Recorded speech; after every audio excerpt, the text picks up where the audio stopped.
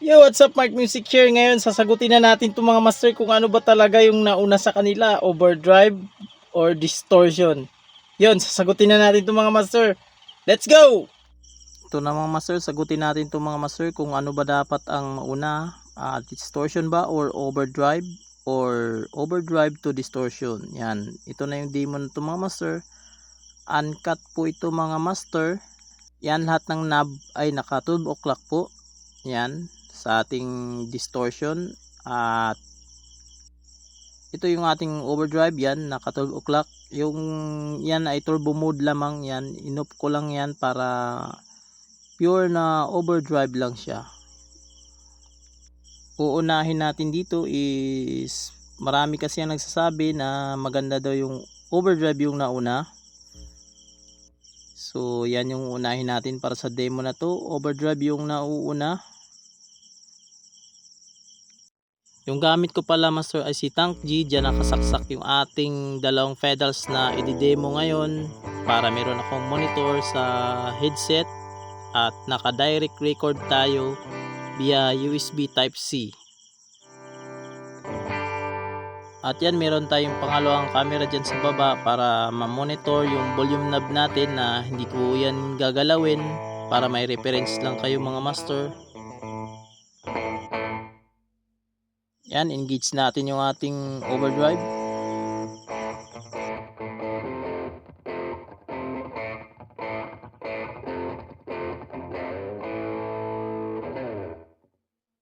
Ngayon naman, engage natin distortion.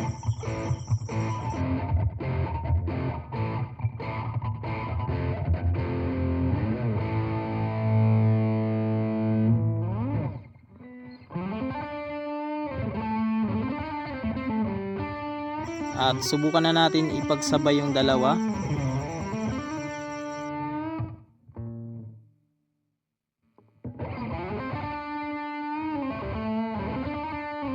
Yan, kung napapansin yung mga master, konting dinagdag lang na volume or boost ang nabigay sa lead niya. Parang yung tunog ng distortion is parang pinadumi lang. Dito mapapansin nyo dito.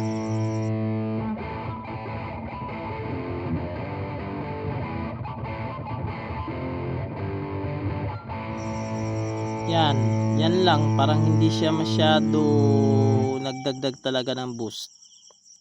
At ngayon mga master, ipaglipat na natin yung dalawa. Ito yung gusto kong setup, yung mas nauna, yung distortion compare sa overdrive. Maganda kasi yung setup na to mga master kasi maririnig nyo talaga na merong dinagdag na boost or volume pag nauna yung distortion sa overdrive.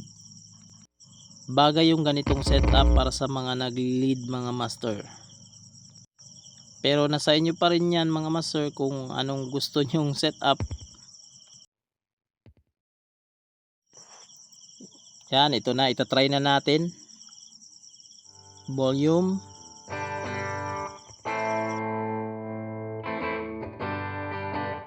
Engage muna natin yung distortion.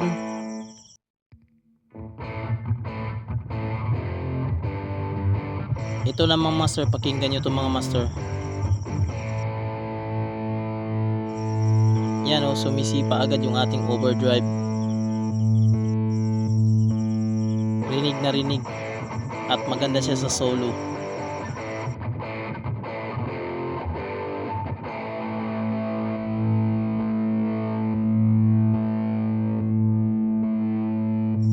Ito yung solo ko na distortion lang yung naka-engage.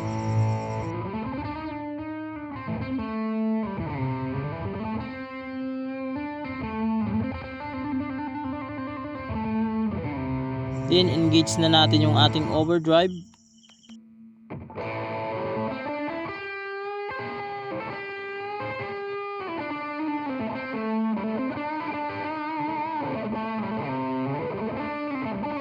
Yan, rinig na rinig nyo na agad yung angas or tapang ng ating overdrive.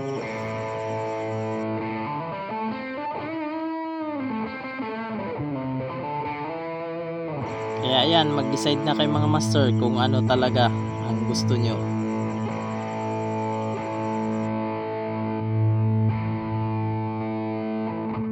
Yan ang mga master, kaya gusto ko talaga na nasa una yung distortion i-compare sa nauna yung overdrive, kasi yan, rinig na rinig nyo naman ang pagkakaiba mga master.